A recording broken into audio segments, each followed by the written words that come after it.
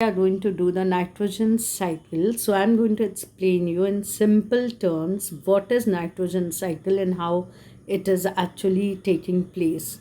Now basically we know that nitrogen is there in the atmosphere, but it is in the inert form. That means plants or we or animals cannot take the nitrogen from the atmosphere directly. Now, what happens when there is precipitation, when the clouds become heavy and there is rainfall? This nitrogen converts into nitrogen dioxide, which mixes with the water and forms nitric acid.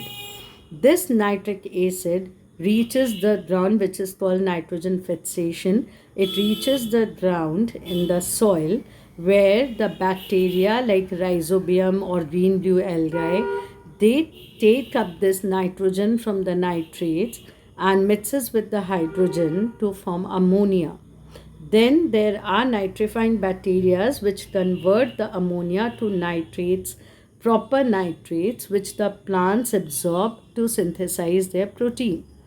Now, this protein which contains the nitrogen, when plants die or animals, when they eat these plants, this nitrogen in the form of nitrates is consumed by animals, and thus the nitrogen reaches the plant as well as animals.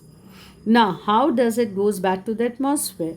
When these plants and animals die, they release these nitrates, which due to the denitrification bacteria gets decomposed into ammonium, then ammonia, and finally to nitrogen, which again goes back to the atmosphere. And thus the nitrogen cycle continues in the atmosphere.